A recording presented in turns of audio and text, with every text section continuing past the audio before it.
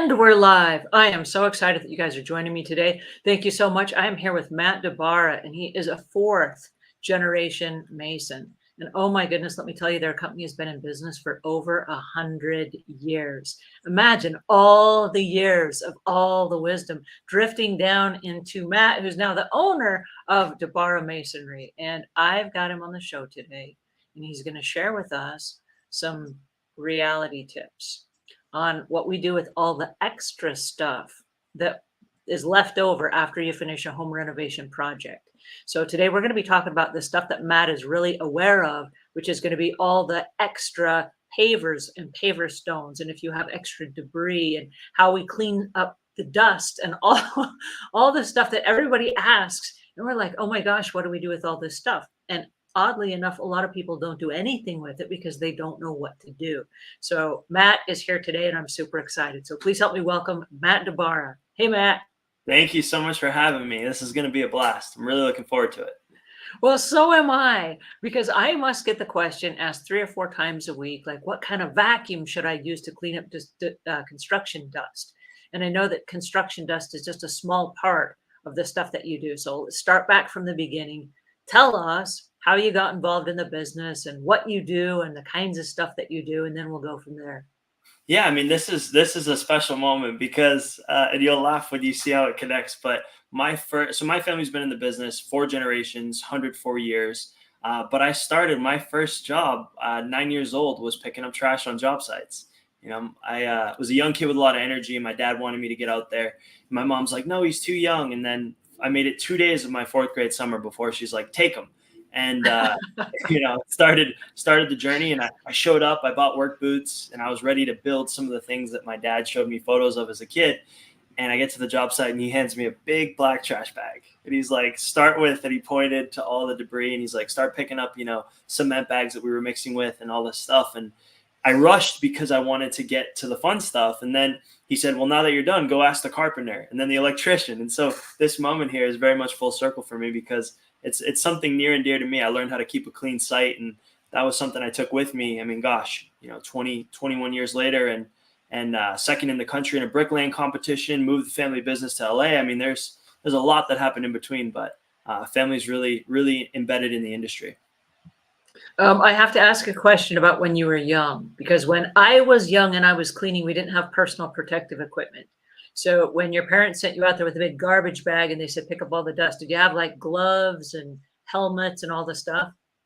Yeah, we had gloves, but I didn't wear them because I wanted to get the calluses that I wore. So I thought it was like, I don't know. My dad always wore gloves, and he was proud of the fact that his hands were soft. And I learned early on that, gloves were a good thing. But for the first few summers, I didn't wear gloves. That's so funny. I love that. All right, so tell us what you do now. So now, I mean, DiBara Masonry, I hold 5 or 6 licenses in California, but general contracting, masonry, concrete. Specifically, we do a lot in the home remodeling and renovation space. So a lot of exterior work, just because selfishly that's what I enjoy, but also interior work as well. So I've been to your website, and one of the things that I love is all the before and after pictures. You've got some amazing pictures of the stuff that you've done on the different pictures, from landscapes to retaining walls to walkways and stairways and swimming pools. And I mean, you guys have just done an amazing job at all the different things that you do. And so how did you learn it all? So my dad was an old school. My dad taught me in an old school way. It was as much as I can handle, as fast as I can handle it. So, I mean, this will summarize everything. This is how I learned how to lay brick. There was a mailbox to a church that got hit by a car, and my dad said, today you're going to learn how to lay brick with me. So we get all prepared. I mixed the mortar. I set everything up. And then my dad goes, I got to grab something out of the truck. He turns the truck on, and he drives by me and says, I'll see you in 5 hours, and leaves. And that was my journey. So that gives you any inclination to how I learned things throughout my career. My dad was like, he'll figure it out. He had massive amounts of, trust and admiration in what I could do, and respect, and letting me really grow and expand into the business. But it was an old school way of learning things. That's for sure. That's so awesome. I love hearing stories about how kids learn, because whenever we get into a trade, it's the learning that then shapes the rest of our future. And I run into a lot of house cleaners. And today we're actually streaming live to three audiences. We're streaming live to our Ask a House Cleaner audience, our audience that is involved in real estate, which is the move in, move out cleaning. And we're talking about this because there are a lot of people that do renovations before they sell their home. And so this is a really important lesson for all of us. And then also, we're talking to our clutter group today that is focused on how do we get rid of some of the stuff that we've stored. And the reason that we brought that group into today's conversation is because a lot of people will do a project and then they have extra stuff when it's the project is done. And they say, well, I already paid for those pavers, so I'll hang on to them in case I ever need to replace them. And so somewhere in their garage or around the side of their house, they've got like a stash of pavers that are just extra and left over from a job. Or they'll do some kind of a do-it-yourself project and they have extra lumber, or they have extra, I don't know, bolts and nuts and casters and little bits and pieces of things. And I myself am guilty because whenever I buy something, like I bought a faucet the other day that I installed in my laundry room, and it came with the hardware to install it, but then it came with like extra nuts and bolts and a bunch of extra weird pieces. But I paid for them, so I don't want to throw them away, right? So start from the beginning and share with us, if you will, the process of what it takes to book a job, the stuff we're going to need for the job, and then what we do if there's anything left over from the job. And then I want to come in from the back and talk about cleaning up all the debris from that, if you will.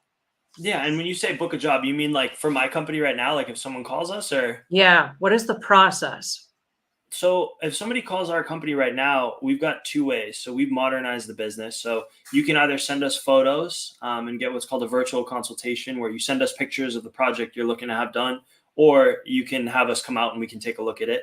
So that's kind of the first part of it. And then we meet with clients on site. We measure, we take notes, we video document everything. So they get like this really cool video where we walk and we point to what we're doing, as well as a write-up.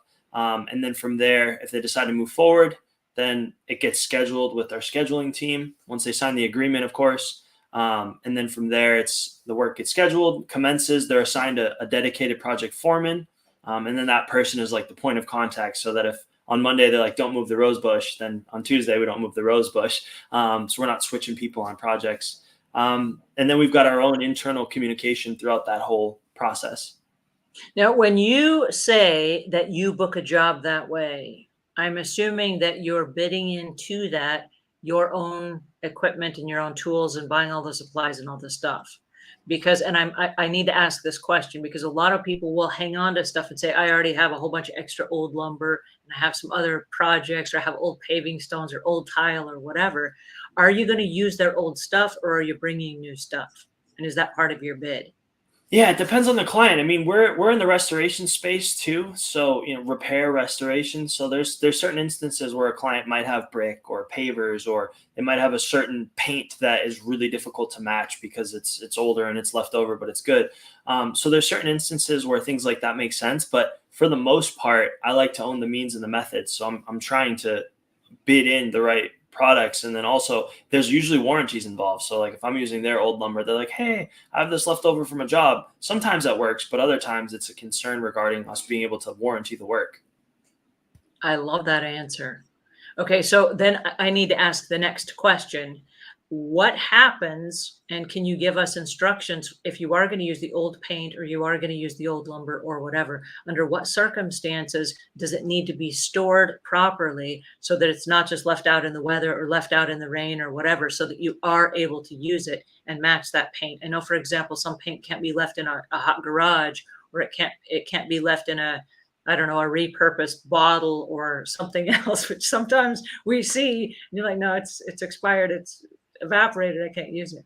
Yeah, that's always a bummer. You touch on a really, really, really interesting point, which is we see clients and they're like, oh, I've saved this. Like, gosh, I could give some real examples. Like I had one client and she saved these travertine tiles, right? And they had to break some to redo this electrical lighting. And she's like, I've saved them for 12 years. And she was so excited. The problem was that the tiles outside had been weathering for 12 years and the tiles inside have not. So when I showed her the match that we got, we were closer matching her product, like with new stuff, quote unquote new, than we were with the saved material because it had been inside the whole time. on the flip side of that, like you mentioned, there's the other side of it, which is materials that need to be stored indoors because they need to be protected and climate controlled, like certain woods or paints, right? Usually it's climate controlled is what's important there. And also UV light. You don't want too much UV light on paint cans. And we see people don't do that. And so it's like, oh, behind the shed, and we like dig through it, and then we get the paint can and we're like, I think it's a rock, and we'll open it. It's just like a big glob that's all dried up. So yeah, it's definitely important to store it in the right setting for sure. So is your advice for people to store it in a climate controlled environment? And then if you can use it, great. And if not, just expect that as part of your bid, you will include that in the price so that you can warranty the job when it's finished. Yeah, I mean, certain paints, for example, like when you're talking about paint, the technology. I mean, when I started as a kid, we used to have to do the little cards. Like I would go to the paint store, or I'd take a big piece of something and I would go to the paint store with it, and I'd be looking at it, matching it. I mean, nowadays with laser matching, we can get really, really close. So with paint, what matters is that barcode. Typically, Mhm. it's like, I have clients who are like, I got 20 gallons left over. I'm like, I just need the code.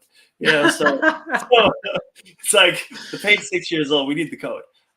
So with paint, it's usually the barcode is what matters. But then there's certain, like, there can be certain flooring, like tile, for example, goes in and out of style, like, or in and out of fashion, like style. You get certain waves of it. So tile is always good to hold on to some amount, I find. But if it's outdoor weathering, ideally you leave it outdoors. That's what goes behind your shed. And if it's indoor tile, you leave it somewhere where it's indoors. So it's really specific to how hard is it going to be to find this. I have clients that some of them save like generic hardwood flooring, for example. And it's like, I can get, I feel bad because they've saved it for 10 years, let's say. And I'm like, I have some left over in the truck. Like, like we have this. We almost feel bad not using theirs. Oh, well, that is fascinating, and I'm really glad for that information. So that helps us, those of us that are storing a whole lot of stuff, to make sure that it is in alignment with the job. And like you said, keep the indoor stuff inside and the outdoor stuff outside. And how much of it should we save? You mentioned 20 gallons of paint. What do you do Yeah. with 20 gallons of paint if you're not going to use it? It's a big misconception around. I see a lot of clients with good intentions. And for example, like I had a client that small paver job. She wanted to like extend this walkway, and she saved probably 80 or 90 pavers. We needed about 120.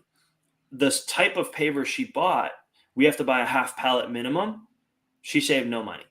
So she'd be, because of the, like, by the time I go and I purchase that half pallet and there's a minimum order quantity, like I felt bad that she had all these pavers. I'm like, you're going to have the same amount. If I build this little walkway, like now you're going to have excess of what you save. We can build another little walkway somewhere. So, and so we're trying to figure out where the other little walkway is going to go. But it's when it comes to saving material, I think it requires a little bit of planning, as silly as it sounds, around what, like when you can understand what you're saving something for, it's helpful. Like typically if you have a big patio or a big driveway, 10 or 15 pavers, 20 pavers, depending on the size, is a good number. If you get an oil stain, you're usually taking out 6, depending on how many drops of oil and where it goes. But I see, like, typically if it's not going to be a quantity to do the entire project, the savings cost wise isn't usually there. Got it.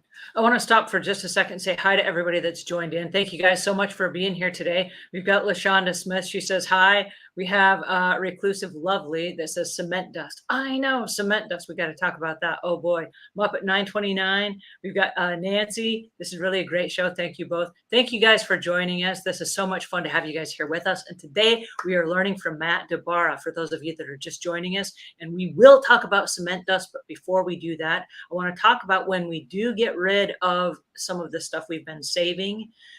What do we do with it? Can we just kind of like chunk it in the dumpster that's sitting over there, like after dark, and hope nobody catches us?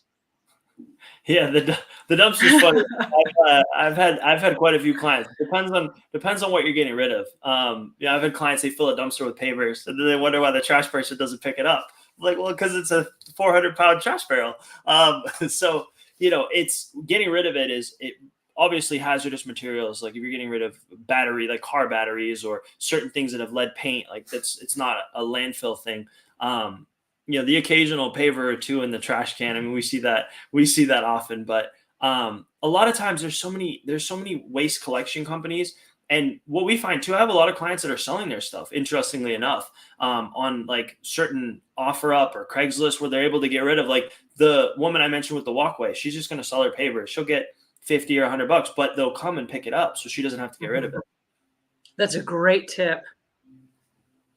I know we had some extra pallets from a job, just that the wooden pallets. And so we put them out at the end of the drive, took a picture of them, put them on next door, and within moments they were gone. I don't know who came and got them, and I don't know what they were going to use them for, but they were just gone. I was like, hey, that was awesome.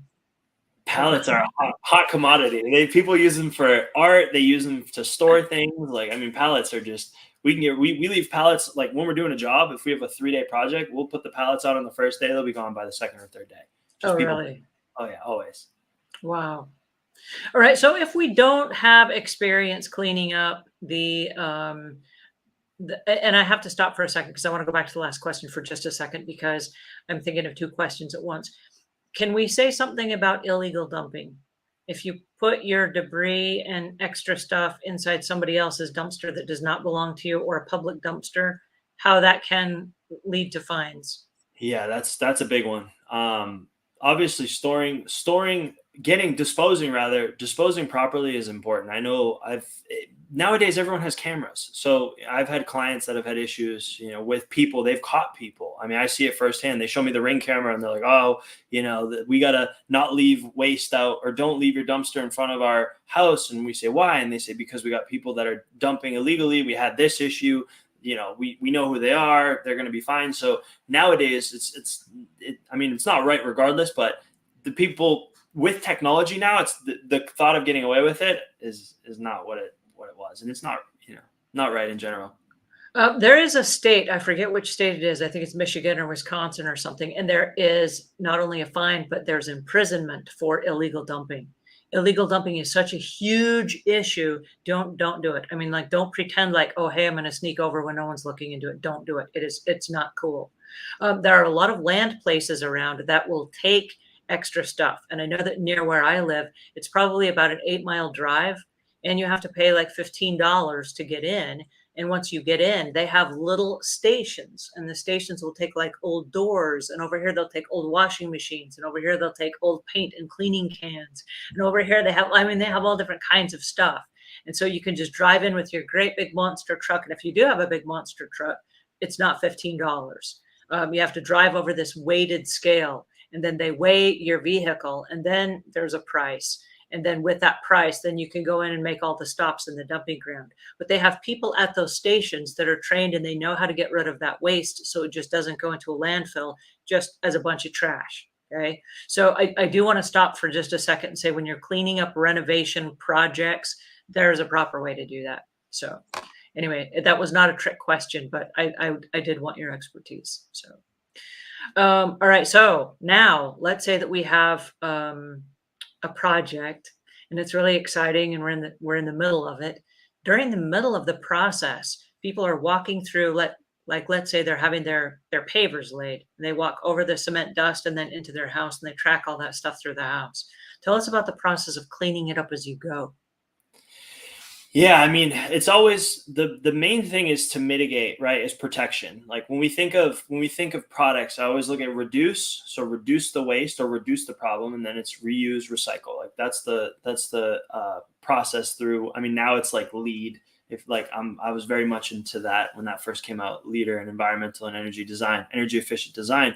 But when you're looking at a site, it's always temp protect first, because I mean, you can clean and do it well, but there's always a risk with certain, especially when you're dealing with like cement dust. And if it gets into something porous, typically the same cleaners that we use to get rid of the cement dust eat away at the porous material if it's cement based. So like cement pavers and cement dust, like we've done jobs where somebody's poured concrete and walked through it and got concrete from their boots on the concrete pavers. And it's like, well, this is a problem, because the cleaner to clean the concrete is the same cleaner to eat away at the concrete and the pavers. So protection is huge. It's a big first step. And then if you don't have that, cement dust in particular, if it's dry, the big thing is not using liquids. Always trying to like depending on how well ventilated the area is, sometimes you can get away with like leaf blowing it, but I always like to use a shop vac with a good HEPA filter and a bag. So I double up. That's a neat trick if you're listening. So you don't have to worry about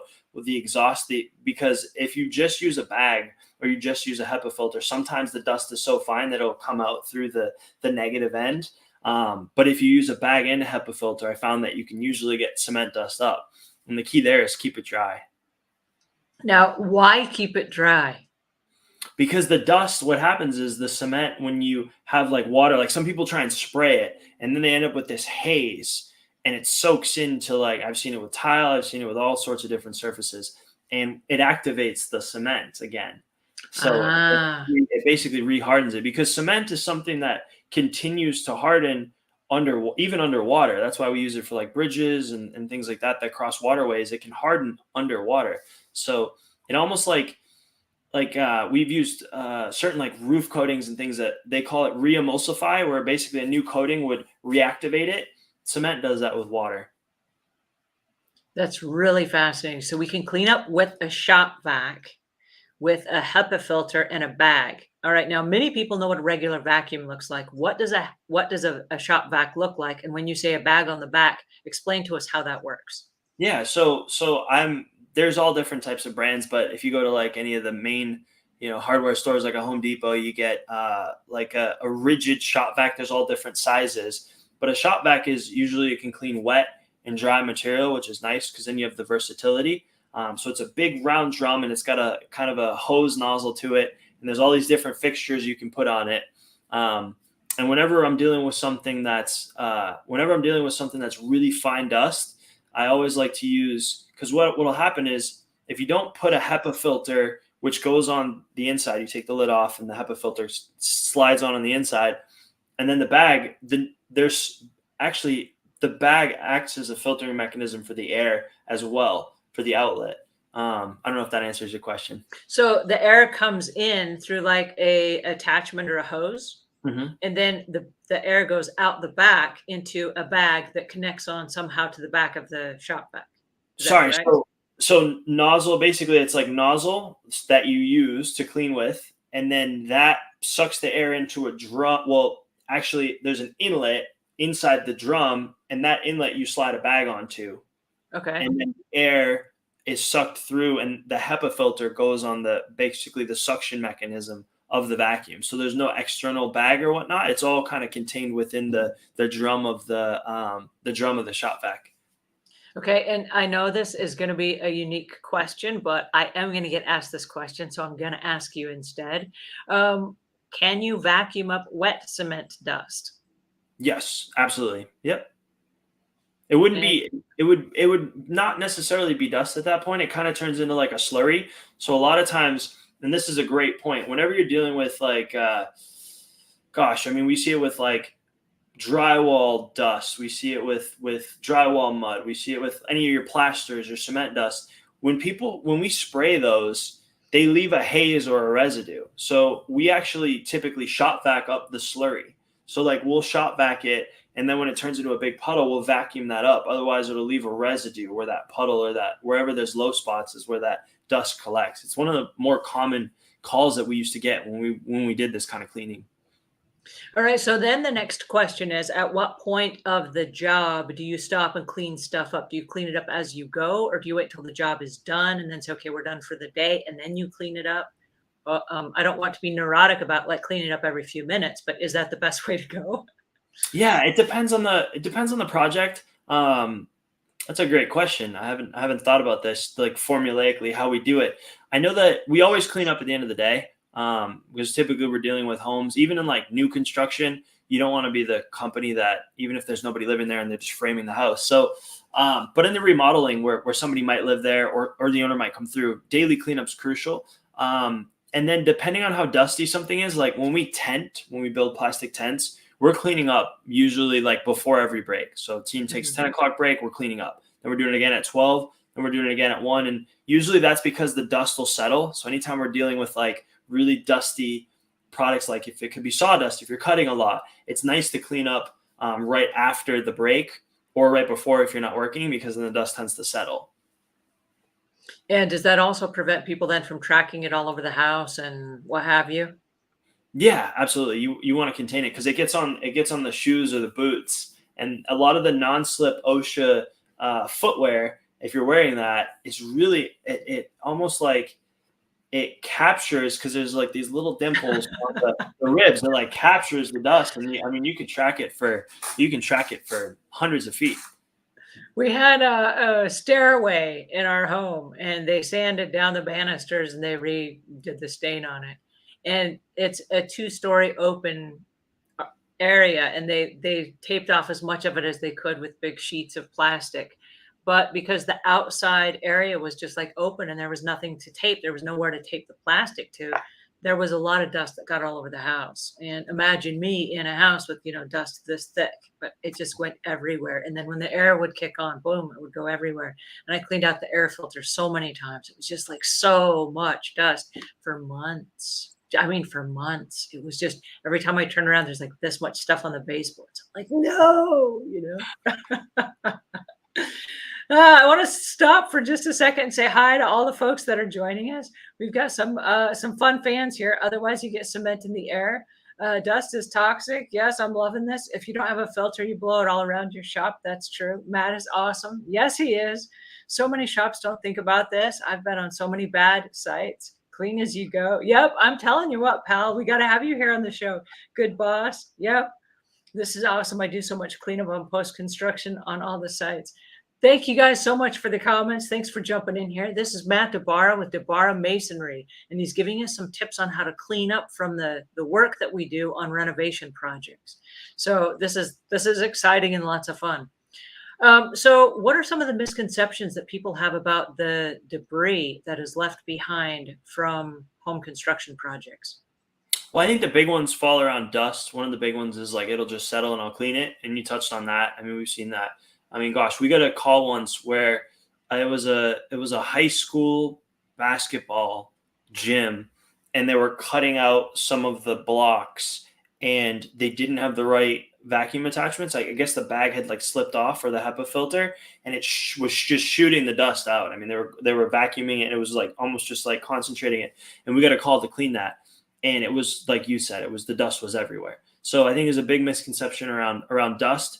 And then the other one we see a lot is with things that leach. You know, if you're dealing with oils or stains, or if you're dealing with drywall mud, things that leave shadows. You know, like we've had people that we see it a lot with like drywall mud. It's messy, it's everywhere, and then it's like it leaves like a shadow stain on a mantle, or so that's another big one is like the residual leftover when you remove, like when something gets hard. Like the old school way was, we used to call it a moon pie. We'd let the mortar, we would let it get hard in the wheelbarrow, and then we'd bang it out the next day. But it would leave, and that was like the old school way of doing things. It was like, let it get hard and then deal with it later. When I was a little kid, that's what we were taught. And then we learned that that's not necessarily good because things leave shadows. And so being really mindful of that. And so if a person is doing a home renovation project, a do-it-yourself home renovation project, should they have what did you call it, a shop vac? Should they have that from the beginning of the project, or is that something that they can buy after the project is complete? Number one thing I'd have before you start. I'd have that because you knock things over. You make mistakes. I mean, the best thing, like we set it up for everything. So you have your shop vac ready. I mean, if you're painting, if you're sanding, I mean, things happen. Sometimes you'll have a tent if you're sanding, let's say, or things are taped off and tape might fall. And now all of a sudden it's like, you want to dust it, or one trick you can do is you can just leave the shop vac on and it will circulate the air in the room. So if you seal off the room, if you put plastic in front of the door and there's no ventilation, you can just let it run and it'll capture that airborne dust and help clean the room. We've done that. What a great tip. Yeah, that's a good one. I forgot about that one. Yeah, you can use it to just literally purify the air in the room. So if somebody has a mistake, which a lot of times, like sometimes when you're sanding and there's that pouch where the sand pulls in, if that slips off, or if you're painting and you knock over paint, the shop vac is your best friend, because it allows you to clean things in a way that's not conventional. And what I mean is, like, for example, if I spilled paint, the last thing you want to do is start like let's say I have carpet or tile and I have paint. The last thing you want to do is start wiping it. With the shop vac, you can just come right in and suck up all that paint, and then you can use your paint stripper or your basically your paint thinner, apply it, and then suck up that residual kind of mix of the paint thinner and the paint. So yeah, shop vac on the job whenever you're working around dust or liquids is huge. And that's a great tip. I didn't know you could suck up paint. That's a really interesting tip because my first thought would be if you suck up paint and then it dries inside your shop vac, then doesn't it ruin the shop vac? So tell us about how to clean your shop vac so that you can protect the equipment that you're using to protect your home. Yeah. So shop vac, typically what we do is we take out the bag and we take out the HEPA filter, and then that hose, it's corrugated. So like any paints or any type of like dust or slurry, if you've mixed water with any type of dust, it basically collects in those corrugated rings. And so what I like to do is I'll take like a bucket and I'll take sand and I'll wet it so it's like this slurry, and I'll suck that up. And what that'll do is it'll like self-clean. So I'll take a couple scoops or trowels usually when I'm on the job, and it could be regular play sand. It could be ideally not like dirt. It needs to be like, you can get it at any of the hardware stores, just bag sand, and you mix it with water and you make the slurry. And if you run that through and it's really wet, you want it like 90% water, 10% sand. When you suck that up, it's basically like rinsing it, but with grit, and it'll clean out paints. It'll clean out, oh my gosh, drywall mud that's wet. It'll cement dust, any of those things. And you can kind of self-clean your shop vac. What a brilliant idea. Oh, that's good. All right. So then the next question is, what is the difference between a regular commercial consumer vacuum, not a commercial, but a consumer vacuum, and a wet dry vacuum? Because I know a lot of people are going to say, well, I just have this vacuum already in my house and it's using a bag or it's a canister or something. Can I use that instead? Yeah, the thing with the shop vac is that the big difference is the wet dry feature and the bigger hose nozzle. So a lot of the vacuums that, like, I used to use, you have the handle and you kind of be behind it and you push it. This, it's more nozzle driven. So you have all these different nozzles and it's meant for more hand cleaning. But the hose is, I think it's a 3 or 4 inch hose. So you can suck up, big rocks and chunks of things and fine debris, but it's so versatile. That's the big thing. We used to joke, you can't, it's hard to break these things. I remember we were on a job once and a roofer dropped one off a roof and we saw it just tumble, second story, boom, and it fell and it landed and it was still plugged in and it turned itself on. And, and I was like, first of all, why did that fall off the roof? That's not good. Second of all, how is this thing still running? So they're very, very durable. Wow, that's amazing. What are some of the potential hazards and safety concerns that homeowners need to be aware of when using equipment as they're cleaning up?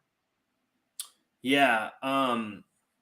With a shop vac in particular, you want to be careful what you're sucking up. Obviously if you're using it for, like, we've seen people with their hair, right? Because it's really strong with the suction, like making sure if you're leaning down, really trying to get something, you can suck up your hair because it'll just pull it right in. So being mindful of that, being mindful of things that might be like in the water. For example, like we've seen people have sucked up like wires or things like that they didn't want to, like long rope like things that can be in piles of debris. What other types of cleaning equipment do people commonly use, so I can be more specific? Well, there are a lot of different types of projects. I know in the audience that we have today, there are a lot of professional house cleaners, and they're called out on jobs that are, let's say, post construction jobs. And so they go out on a job and they erroneously think that they're just going to clean everything up once and then it will be done forever. But some of that dust comes back again and again and again, and we have to really build 2 or 3 times in order to get the job done and get it clean. Because as soon as you do it, then somebody comes in and they blue tape everything, and then they come back with drywall sand and there's more dust and all the stuff. And so it's not just a one-time thing. Any tips for professional house cleaners that are doing post constructions? Yeah, I think one of the big things is the dust. I would definitely use the shop vac. Like what we do is we would take one shop vac and we would let it run in a room while we were cleaning the dust, so that any dust that we stirred up we would be sucked in. And we found that not every time, but a decent amount of the time, we could eliminate that second trip because we were cleaning the room. But you have to make sure, look at like the vents and windows and doorways and try and get the room to be concealed. That way you get that good suction effect in the air. But that's a good one. So like as you're sweeping or doing any of those things, that's big. I mean, gosh, there's so many. Do you close the windows when you're doing that, or do you open the windows so that the air can come in and fresh Close, air, close them. close Yeah. and turn off air and central air and heat? Yep. You close it so that the room's tight, and then that vacuum, you get the effect of circulating the air. I remember I had a friend who's a physicist, and he was trying to figure out how many times the air circulates with the shop vac. He was trying to do the calculation, and he was like, in this room with this size, the air actually is going to completely circulate through the shop vac every X amount of time. And I was blown away by the number. I don't remember what it was, but he was into the physics of it. But yeah, it's a really neat trick. This is a really interesting idea for those of you that are not aware. Please pay attention to this. If you are using strong, heavy chemicals, we want to ventilate by opening the windows and getting the air circulating so there's plenty of clean air to breathe. But when you're doing a post-construction job with lots of dust, we want to seal off the areas. So like what Matt is saying, we can go ahead and we can run that shop vac and it will circulate the air and it will suck everything up and contain it. I love that. There's 2 different rules here for 2 different types of cleaning. That's awesome. Are there any specific tools or equipment besides a shop vac that you would recommend? I know I'm a really, really big fan of the disposable dusters because it will trap and lock the technology on the dust. And this is maybe a finer layer of we're doing the final dusting. What would you recommend as far as any special tools that you like that you find are just super great for cleaning up? Yeah, I like so I usually will have shop vac is probably number one with the different nozzles. I'll have I'll have a sometimes I'll have tape, like duct tape for corners. If I can't get the shop vac in there, I'll use duct tape and like just pull whatever is in the corner there. There's a scraper, it's like a paint scraper, but it's got a hook on one end, and I'll use that all the time for like cleaning corners and like pulling debris out. I like hand brushes, coarse, fine, and then we in the masonry world we use like horsehair brushes or really really fine brushes that are nice for like fine dust. And those are the main things that I'll have. Sometimes I'll have a screwdriver to get in any areas that I can't use, like a nice long screwdriver to get in like fine spots to clean those areas. And then dustpan brush. I mean, those kind of like the main. Oh, and then the microfiber cloth. I usually have something like that. But that's kind of like my main, I would say my main toolkit. That sounds like a good one.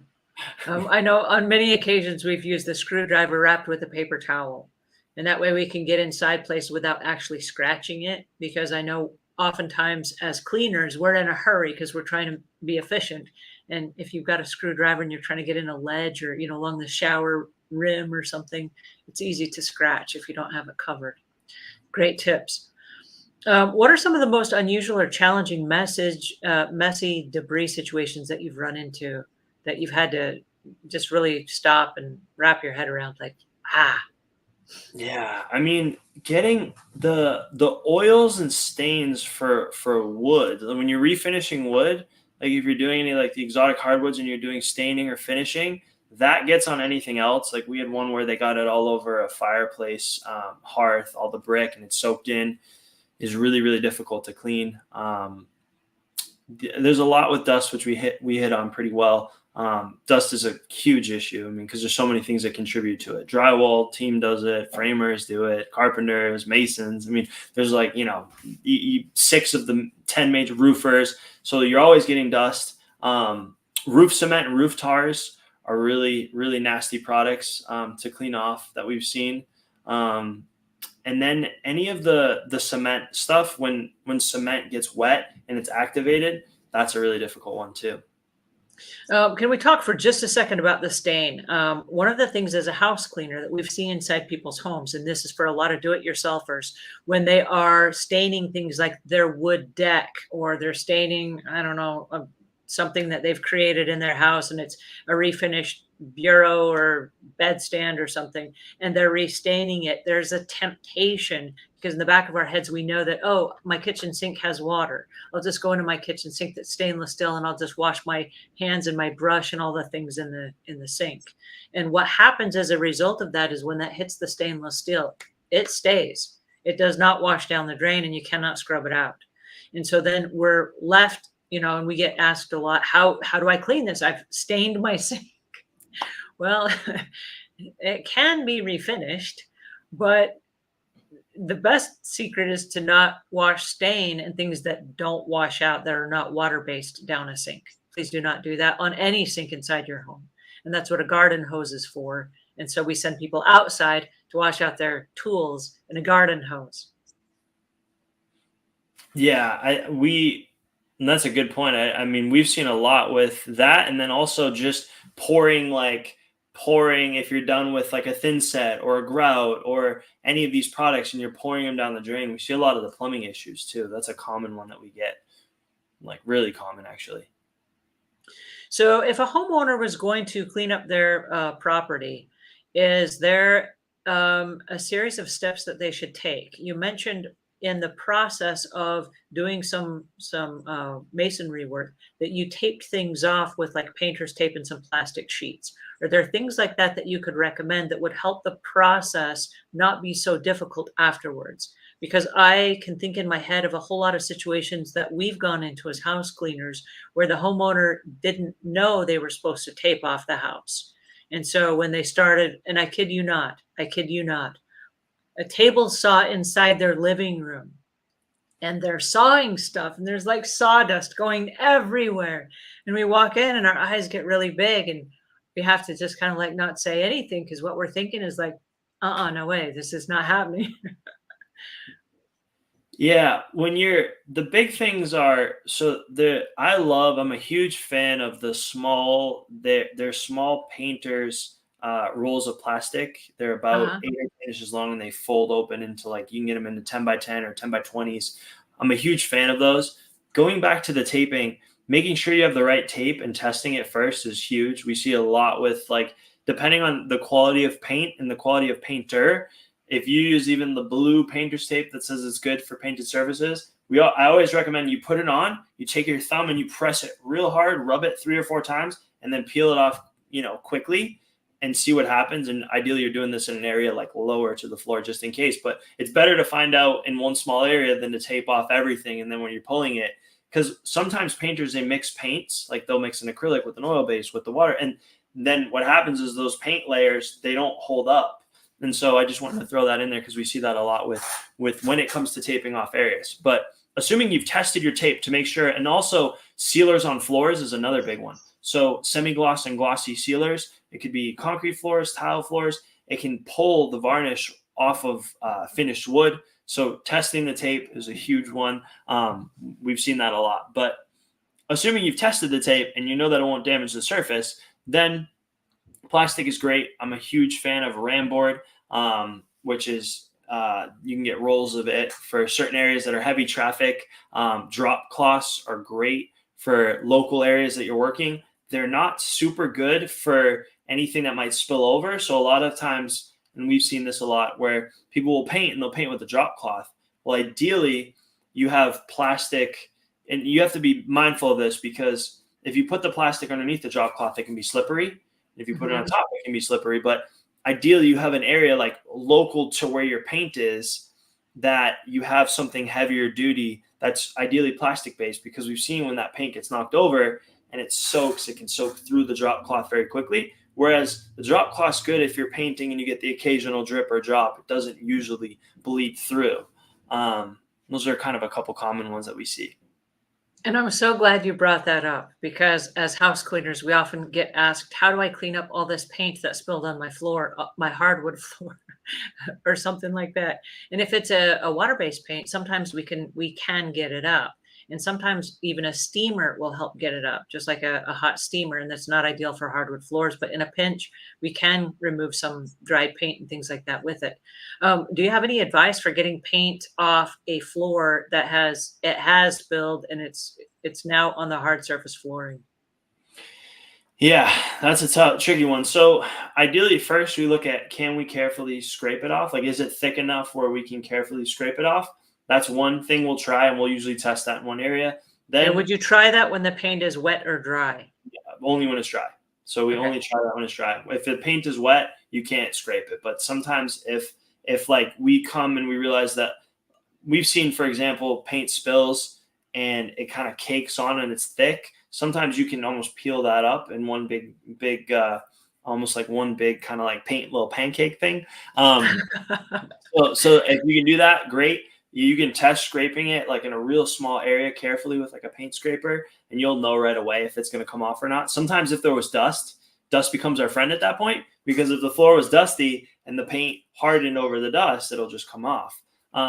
Assuming it won't, then I've seen steam work really well. I've also seen a lot of the environmentally friendly paint strippers, like they're almost like yogurt compounds. The real aggressive ones tend to pull off any of the coatings of whatever's underneath, which if it's wood. So I like to start with the most environmentally or eco-friendly. And usually that's like a yogurt, like almost like a jelly. And I'll pick a small square. I'll leave it on there for a few hours, and then I'll see if it comes off and let it dry.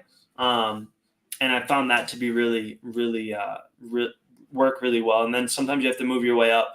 Also, depending on the surface, like for example, if you have a good, like let's say you've got a really durable porcelain tile, sometimes you can use a fine sandpaper and get it off without damaging the tile if you do it carefully. But you got to kind of, I found at least you have to test those different methods, because you don't know how clean the floor was. You don't know if there's any coatings on it. And you don't know if the paint would come off, how well it's caked on there. Oh, those are some really good tips. Thank you so much for that. When you're dealing with outdoor projects such as landscaping or hardscaping, what messes and debris should homeowners be prepared for? And how can those be best be managed? A big one, as you were saying that, is a lot of the soils, fertilizers, the mulches, they leach. And so we used to get calls a lot where people would get like mulch delivered in their concrete or paver driveway, and it would like leach some of the chemicals, and then you'd have the shadow of where the mulch was, especially if it rained.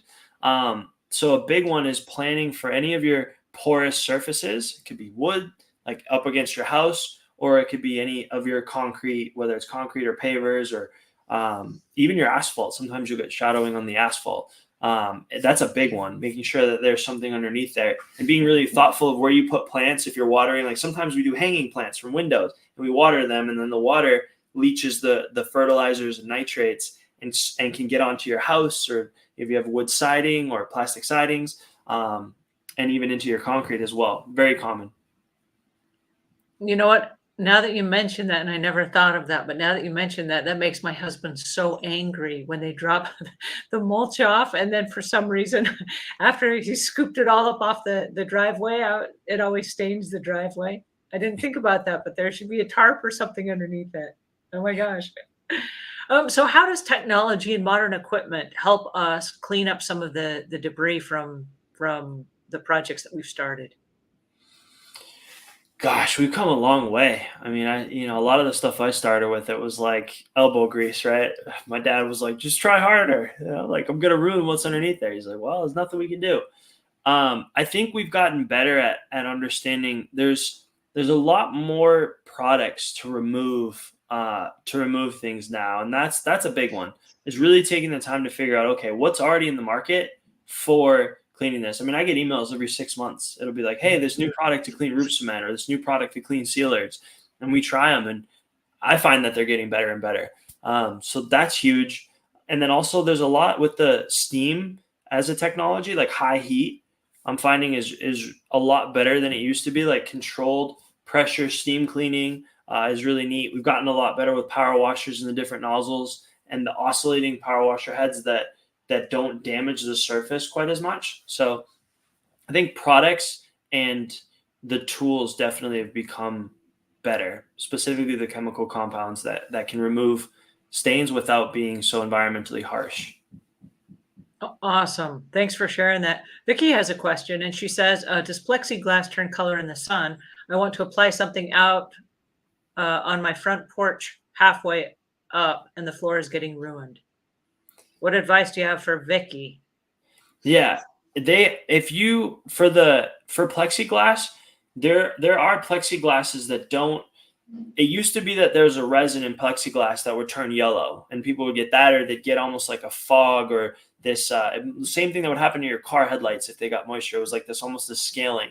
Um, if you get a good quality plexiglass and you let them know what you're looking to do, they do have it. But it has to be the right plexiglass, because it's the same. You want the same. And I'm sorry, I wish I knew exactly what it was called, but it's the same one.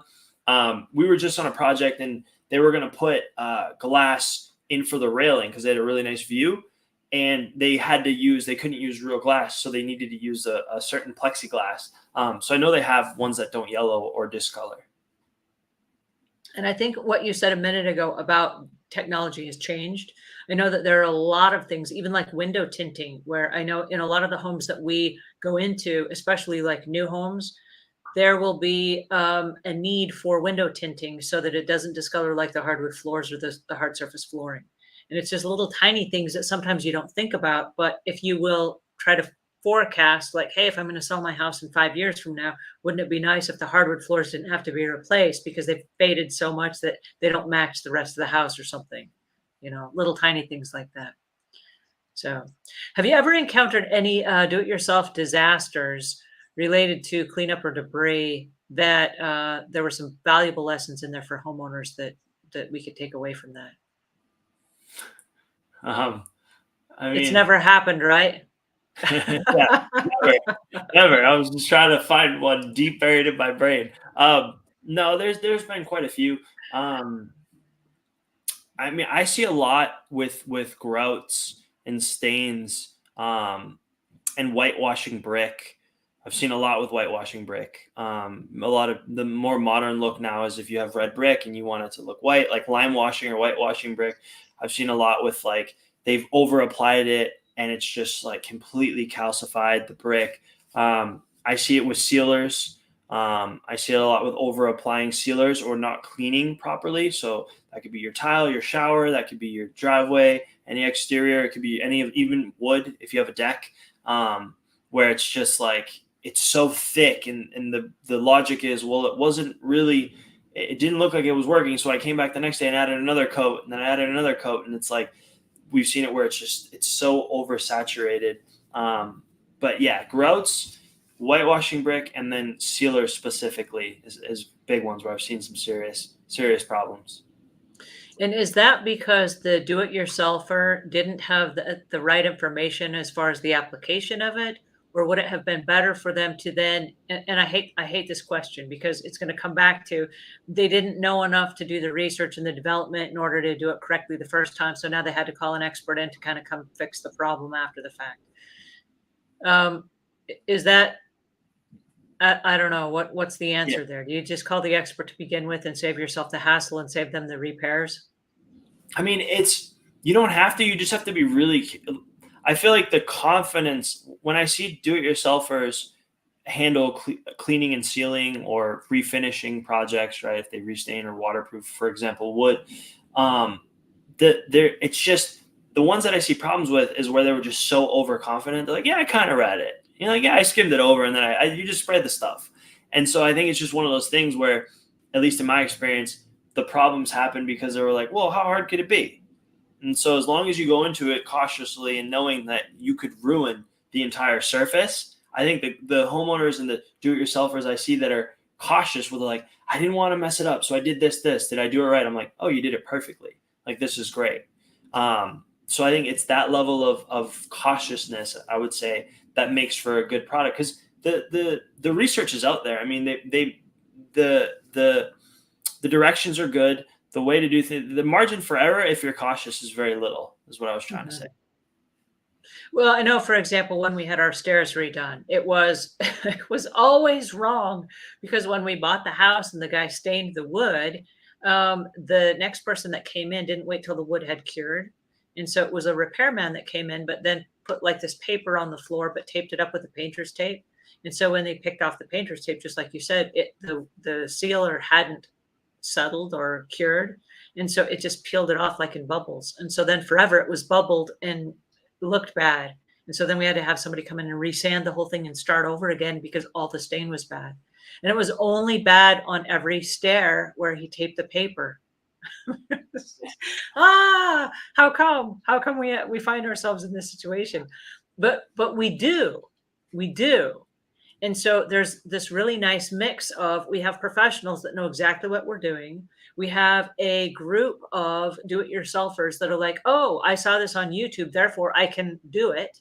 And then we have the cleanup crew. Sometimes they're house cleaners, or heaven forbid, it's somebody that's coming in for a move in, move out clean, that's trying to get the home ready and repaired in order to sell it.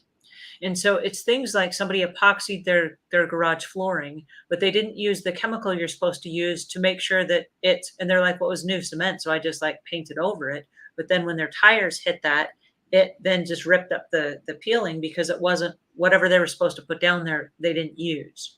They skipped some steps. Can you talk to us about skipping steps in the application process and how that can cost you later on? Yeah, a big time. I mean, especially in the applications you just mentioned, like we used to do a lot of epoxy floors, and there's no, they'd be like, well, how do we fix it? I'm like, there's no fix. Like we have to everything, we have to acid etch it properly. So like that exact example you gave is one that I've seen many times. We're like, well, it was fresh concrete. I'm like, how long did we wait? So it comes down to really reading and thoroughly understanding, like for example, concrete is supposed to cure typically 28 days, and usually depending on how it's climate controlled and if you get rain, 4 to 6 weeks is kind of the rule of thumb before you want to put any special coatings on it, especially ones that don't breathe. And so like if you miss that one little note, that little star at the bottom of the sheet that's like, oh, by the way, if the concrete's less than 28 days old, wait or ask a professional. That one note could cost you the entire surface. So it's definitely something where maybe you're not going to hire an expert, but maybe you meet with one and really size up the job and ask them the process. I find that to be kind of a good middle of the road. So if you're a do-it-yourselfer and you're listening and thinking, well, I'm going to refinish this wood deck, or I'm going to reseal my driveway, maybe consult with a professional and get a quote. Now you know how much more it will cost you to do it with them. But more importantly, you'll get an idea of what are the sequences and steps that they'll use. And you might avoid missing the step because it's crucial not to miss any when you're talking about this kind of application. Well, and I appreciate you bringing that up because I think a lot of the do-it-yourselfers, like you said, are overconfident and they're like, hey, I can save some money by doing this myself. Then if you factor in the cost of the repairs or the renovations that you're going to have to do if you do it wrong, or the factor of if I do it myself using either the wrong equipment or old equipment, like something I've been storing that's been out in the weather and it voids the warranty of whatever the new project is that you're doing. There are a lot of factors that can or need to be considered so that you're not spending extra money chasing bad money, chasing good money, if that makes sense. Yeah, and there's specialty equipment that, I mean, we have a masonry saw that we use, and it's $1,500, $2,000 saw, right? So there's certain equipment that on projects it's just not, it doesn't always make sense. Like for example, if you need a really deep steam clean to prep a surface before you seal it, because there's a lot of like, if you have trees that have a lot of sap and a lot of organic matter, a cold power washer doesn't typically get those out. And so you'll apply a sealer and it won't take in those areas. Whereas if you had a good steam cleaner and you were able to go in there and really release and pull the sap out, you would have got the job that you wanted. So things like that, it's like, and to buy or rent that equipment sometimes doesn't pencil out into the cost. And so at what point do you, not knowing what you don't know, at what point do you get with a professional and just say, hey, I'm thinking about doing this? Because you mentioned a moment ago, it might benefit you to do that. At what point do you do it after the project started and say, hey, I'm in the middle of this project and I just realize I don't know what I'm doing? Or do you bring them in from the beginning and just let them quote you the project from the beginning and say, oh, this is going to cost less than I all the time and energy that if I did it myself? Like at what point? I'm a big proponent of find a good company online, find somebody that looks reputable, right? Don't necessarily start with the most affordable company per se. Like find somebody that's got a good online presence, bring them out, get a quote, because a lot of do-it-yourselfers that I see, some of them, not a lot, but some I've seen where they're like, oh, I've saved myself tons of money. And I'll run through the numbers with them. These are friends typically, right? We'll be in their backyard having a barbecue. And they're like, oh, I did this all myself. And I'm like, well, talk me through this. Like, well, I rented this and then we messed this up and I had to do this again. And I'm like, I would have charged you $2,200. You're at $2,000 cost. And they're like, "No, you're kidding." I'm like, "Yeah, because we would have done this in 4 hours, and it took you, X amount of time to do it." So I think getting that price and getting the means and methods, because upfront, to answer your question, because then you can compare things accurately and you can say, okay, it's going to cost me how much, do I have this equipment? And a lot of times we find, like, I'll meet, for example, with somebody who's typically a do-it-yourselfer, and midway through the conversation, they'll say, "I'm not doing this myself. I'm definitely going to hire you," and it's comforting to know that they avoided that potential issue. Well, and I think the takeaway from today's conversation, if there is a takeaway, and there are a lot of takeaways, you gave us some amazing tips. Thank you. But I think one of the most interesting things is that sometimes with the best of intentions, we are ruining a project that we don't even know we're ruining because of our lack of education on that particular project. And then we think that we're saving time when, because we don't have the skill set, we don't have the 100 years of background that you have in this business. What happens is we end up taking a lot longer and taking shortcuts along the way that then end up tripping us up later on, that then cost us in cleanup and debris and repairs, that had we gone to the expert in the beginning and just gotten a little bit more information, it would then help us make an educated decision on how to move forward. 100%. And I think we touched on them, but I usually see it with, like, with stains, sealers, like coatings, those types of things that you have like one shot. Like, if you're applying something and you're thinking to yourself, it's going to last 20 years if it's done right, and it's going to last 0 days if it's done wrong. Like, I've seen pavers and walkways and tile. Like, there's a lot of things that you can do, and the risk is relatively low.